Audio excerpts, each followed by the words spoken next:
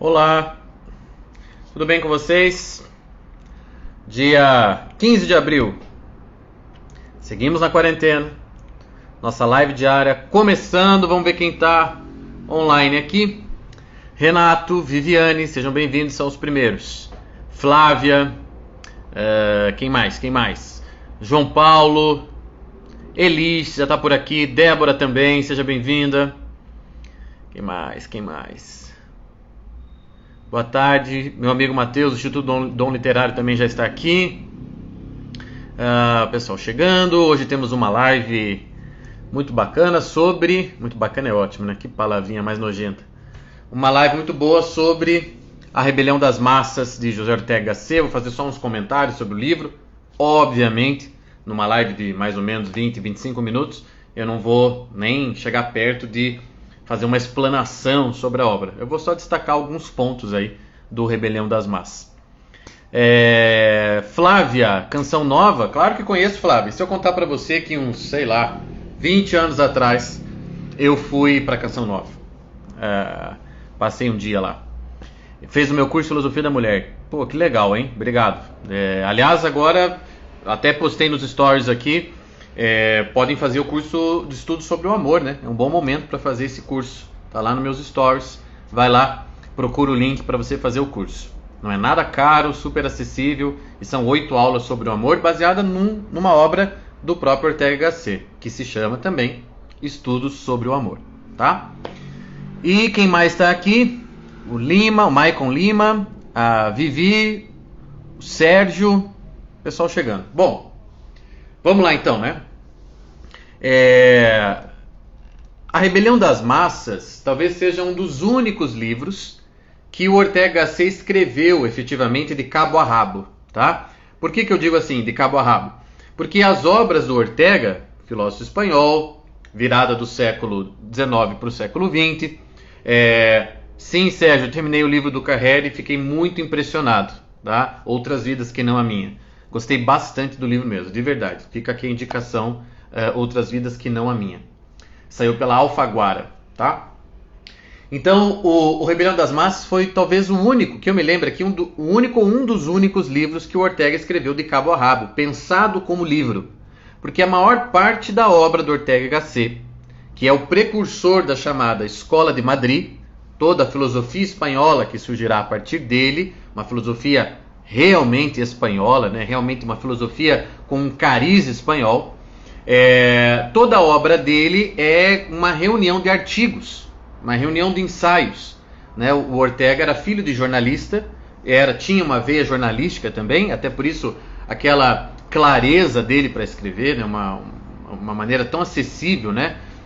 Uma cortesia da parte dele para com o leitor, né? Ser filósofo e ser tão claro como ele é, um grande prosador. Então ele escrevia muito artigo, escrevia muita peça para jornal. E aí os livros dele são, grande parte, reuniões de textos, reuniões de artigos. E não foram pensados como livros. Tá? Eles são reunidos de acordo com o tema. Toda a obra de Ortega y Gasset está reunida numa coleção chamada El Espectador. El Espectador. E não posso dizer que na internet você encontra o PDF de toda essa obra. Muito bem. Então vamos agora lá ao nosso objetivo com A Rebelião das Massas. Qual que é o ponto central do livro A Rebelião das Massas? O ponto central é definir o homem-massa e depois estabelecer ali ou desenhar para nós algumas características. Então primeiro definir o homem-massa e depois trabalhar algumas características dele. A coisa mais sensacional no livro do Ortega, uma das coisas mais sensacionais nesse livro, é ele não abordar homem-massa no sentido qualitativo. Presta atenção. Quando a gente estuda sociologia, a sociologia já se apoderou há muito tempo do conceito de massa, como você sabe, já ouviu falar de massa quantas vezes, né? A massa quer isso, a massa quer aquilo, é preciso falar com as massas. A sociologia já se apoderou desse conceito, só que a sociologia trabalha o conceito de massa no sentido quantitativo. Então é aquela multidão que acaba criando uma homogeneidade, né? Como é incontável um número de pessoas, você chama aquilo de massa. Você tem lá um show de rock de uma banda muito famosa e você tem lá milhares e milhares de pessoas assistindo. E você olha para aquela gentarada toda, não distingue ninguém ali presente, você vê só aquela massa mesmo de pessoas. Por isso que você chama a massa. A massa do público do show de rock. A massa da população brasileira. A sociologia se apoderou desse conceito no sentido quantitativo.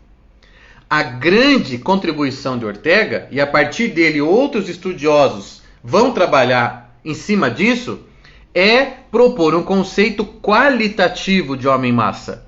Ou seja, é dar para nós um conceito que separadamente possa ser aplicado a cada um de nós. Ou seja, o homem-massa não é aquele que está reunido, com a turma, não é aquele que está no meio da multidão. Ele pode estar sozinho em casa e ser um homem-massa. Porque o homem-massa se define por uma perda de graus de humanidade. Olha só, uma perda de graus de humanidade. É nesse livro que Ortega diz que o humano admite graus. Existe o mais humano e o menos humano. Como eu costumo falar, existe São Francisco de Assis e existe Lula. E os dois fazem parte da mesma espécie num sentido.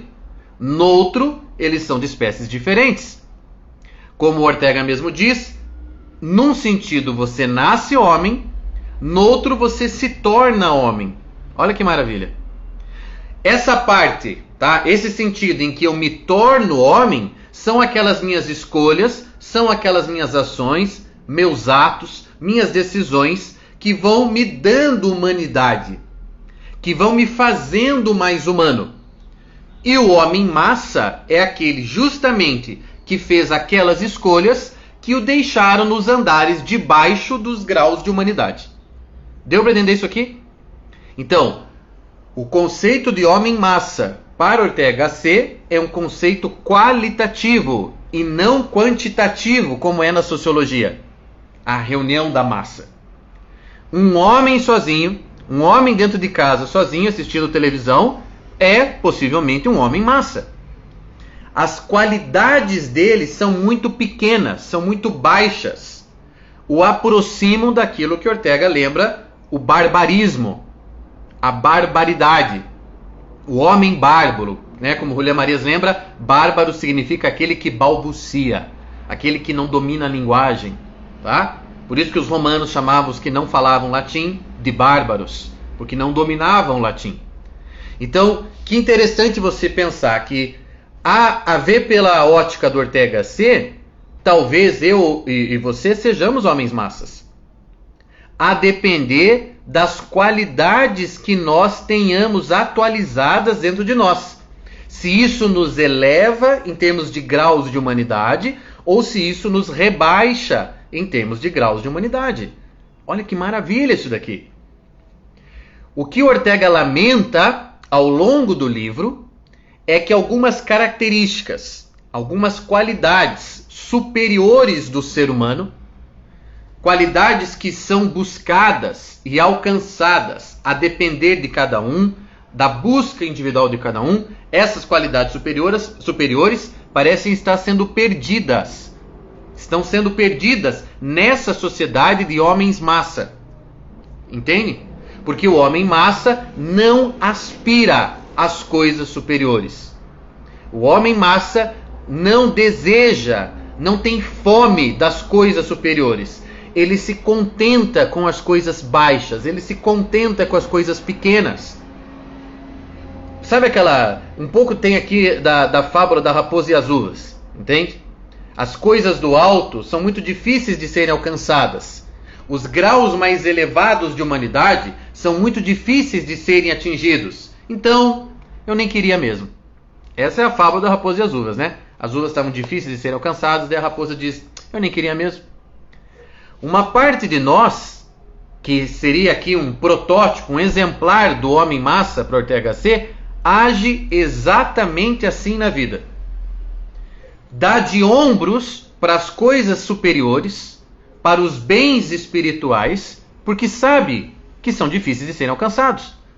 E aí encontra um monte de subterfúgios encontra um monte de mentirinha, um monte de justificativa para manter o status quo da sua vida, para manter o jeitinho da sua existência inferior, miserável, medíocre, mediana, né? Medíocre, para manter o teu estado de vida medíocre e aí não precisar mesmo fazer o esforço necessário para ter uma vida, e agora uma palavra cara a Ortega y Gasset nessa obra, mais nobre. Nobreza é um conceito importantíssimo em Rebelião das Massas. O homem nobre é o homem que não só aspira, como se esforça para alcançar os bens superiores, para integrar na própria vida as virtudes dos graus mais elevados de humanidade. Ele não se contenta com a pequenez, com a baixeza. Ele não se contenta com esses andares debaixo da humanidade, que para o homem massa é o que o define. O que o define é a instalação, para usar uma palavra de Julia Marias, é a instalação nos andares de baixo. Ele é pautado interiormente pelas coisas pequenas da vida. Ao passo que o homem nobre sente os deveres, tem as virtudes, busca as coisas do alto.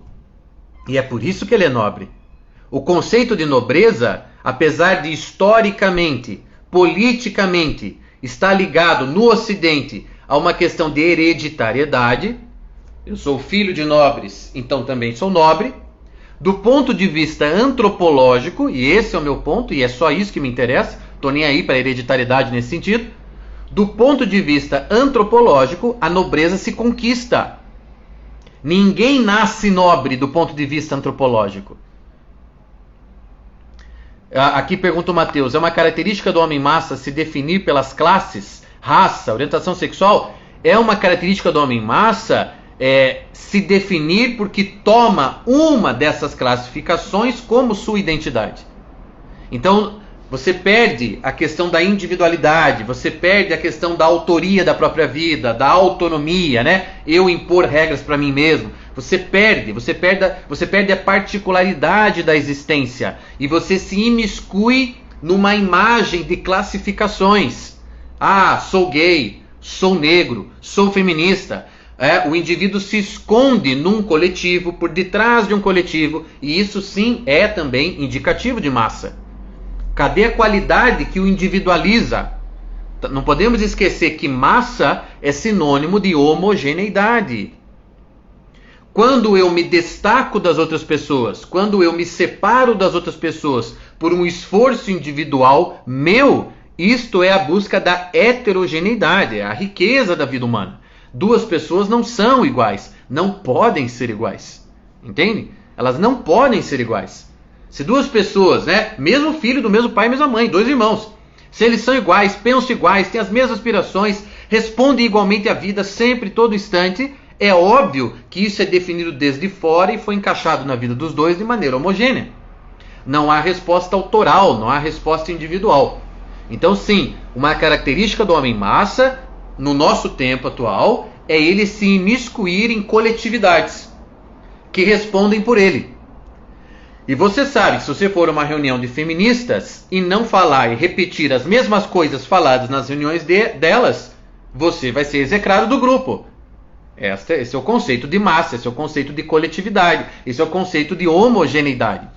Não é? Esses dias eu dei risada lá porque eu vi um debate sobre o coronavírus. Tinha 2 integrantes do PSOL e 2 do PT. Agora, pera lá, que debate é esse? Isso não é debate, né, minha gente? Então eu vou chamar 4 feministas para debater a mulher no século XXI. Não, mas isso não é debate. São 4 pessoas que vão falar a mesma coisa, que vão defender a mesma perspectiva. Isso é só dar voz à homogeneidade, isso é dar voz à massa. Entende? Que ajunta aqueles indivíduos e retira deles a individualidade. Porque se imiscuem no coletivo. Então, voltando lá. Pontos centrais da rebelião das massas. O primeiro deles que eu falei, a questão do conceito qualitativo de homem-massa. É o homem sem qualidades superiores. Homem-massa. O homem sem qualidades superiores. Sem apetite, sem esforço daquilo que o elevaria em termos de graus de humanidade. Segundo ponto, Em oposição ao homem massa existe o homem nobre. O que é o homem nobre? É aquele que impõe para si mesmo dificuldades. É aquele que agrega na própria vida obstáculos para fazer dele uma vida, para fazer da própria vida uma vida mais perfeita. Tá entendendo? Esqueçam o conceito de nobreza hereditária e política, monárquica. Vamos ficar com a hereditariedade no sentido antropológico, com a nobreza no sentido antropológico. Ninguém nasce nobre. A nobreza tem que ser conquistada individualmente. Cada um de nós tem que ajuntar para si mesmo dificuldades, obstáculos, escrúpulos que façam da minha vida uma tensão em direção ao melhor. Uma tensão em direção ao melhor. Isto é ser um homem nobre. Você pode ser um homem do campo, você pode ser um homem da cidade grande, você pode ser um pai de família, você pode ser um religioso, não importa o tipo de vida que você tenha. A nobreza é um dever ser para qualquer um de nós. Para qualquer um de nós, independente do lugar que a gente ocupe na sociedade. Uma sociedade é mais nobre quanto mais nobres forem os seus indivíduos. Quanto mais heterogênea for essa sociedade nesse sentido, de cada um responder individualmente a esse chamado. Estão entendendo? Do ser ao dever ser, exatamente. Então, nós precisamos, olha só, atingir graus maiores de humanidade, nós precisamos ajuntar pedras na nossa vida. E é esse o sentido da palavra escrúpulo. É ajuntar pedras para se tornar o caminho mais difícil. Porque ao tornar o caminho mais difícil, eu tensiono mais a minha vida. Tensiono mais. Torno ela mais uma aventura mais difícil em busca do melhor. Porque eu tenho uma coisa, mas eu quero uma coisa mais um. Depois eu quero uma coisa mais dois, uma coisa mais três. Sempre o melhor. Uma das coisas mais bonitas que eu aprendi com Olavo de Carvalho foi um sentido que ele deu para a realidade do paraíso. Em que ele fala, o paraíso é o melhor, do melhor, do melhor, do melhor, do melhor, do melhor. E não termina? Então você... Cada vez que na sua vida você sai de uma situação em direção a outra melhor, você está se aproximando do paraíso. Ao chegar naquela situação que é um pouco melhor do que a situação que você tinha até ontem, você agora deseja uma um pouco melhor ainda. Você não se contenta com mais ou menos. Você não se contenta com o status quo da sua vida. Julián Marías, no livro dele sobre felicidade, diz o seguinte: há um componente intrínseco na vida humana de descontentamento. E isto é bom que seja assim. Porque faz com que o homem se movimente. Faz com que o homem tenha algo bom e deseje o melhor. E nesse desejo constante do melhor, e depois do melhor do melhor, e do melhor do melhor do melhor, é que ele vai em direção ao paraíso. Onde a plenitude é a regra. Ou seja, o melhor do melhor do melhor do melhor do melhor. A nossa vida aqui, olha só, a oposição ao homem massa é fazer dessa vida uma busca concreta, existencial do paraíso aqui. Como? Buscando o melhor do melhor do melhor em cada campo, em cada área da minha vida. Se eu li 2 livros no mês, agora na quarentena eu vou ler 4, por que não? Eu estou com mais tempo, certo? Eu não vou me contentar com o que eu já consegui, o que eu já atingi. Eu quero mais. Eu quero conseguir mais. E não é aquela coisa do perfeccionismo, ou não estou contente com nada. Não é psicológico isso daí que eu estou falando. Isso não tem nada a ver com psicologismo. Isso tem a ver com modo de vida, com postura diante da realidade. Estão entendendo? É uma postura diante da vida. A postura do homem massa diante da vida é uma postura de aceitação medíocre, de timidez. É o que eu tenho para hoje. Essa é a postura do homem massa. A música é essa? É o que tem, vamos ouvir. A cultura é essa? Beleza. A política é essa? Paciência, sempre foi assim. Ou vamos se juntar aqui aos miseráveis e ser mais um. Essa é a postura do homem massa. Que a única coisa que ele consegue melhorar na vida dele, e Ortega destina um capítulo do livro para isso, é a questão técnica. Ortega diz, o mundo do homem massa é pautado pelo tecnicismo. Ou seja, o cara se torna lá o bam de programação de computadores. Mas é um idiota completo na vida. É a coisa mais normal de encontrar hoje em dia, gente. O cara é o suprassumo da medicina. É o maior epidemiologista aí do país. Humanamente é um escroto. É um idiota. Os valores deles são pífios. Tá entendendo? Nós estamos hoje, essa sociedade de massa, de homens massas, é a sociedade que é pautada pela técnica. E nós o tempo todo, sujeito mais técnico para cada posição, ou eu vou investir na minha formação técnica. Vai investindo na formação técnica, esquecendo da humana, para você ver onde é que você vai chegar. Essa é a questão. O doutor, o famoso doutorzinho. Quantas vezes eu já fui atendido por muitos médicos que eram bestas quadradas completas. O cara entendia lá de garganta e nariz. Se você puxasse qualquer assunto com ele, era um idiota completo. Um idiota completo, entendeu? Não importa se você estuda matemática, ou como o João está dizendo aqui que é programador, não importa se você é programador, se você é matemático, se você é instrumentador, se você opera máquina. Meu amigo, há uma questão aqui, toda uma dimensão humana da vida que você tem que correr atrás, meu amigo. Valores e bens superiores que vão te fazer ser diferente da massa. Não importa o que você faça profissionalmente. Tá entendendo? Então assim, o meu tempo já está acabando, mas o que vale, o que tem que ficar disso, do espírito do livro mesmo, do Rebelião das Massas, com toda aquela verba espanhola do Ortega, na defesa que ele faz de certas coisas, é o seguinte: a nobreza é um chamado para cada um de nós. A nobreza é um chamado. A massa, ser homem massa, é um... como é que eu posso dizer? É um tédio existencial. É um esticar-me no sofá, existencialmente falando. Entende? Isso é o homem massa.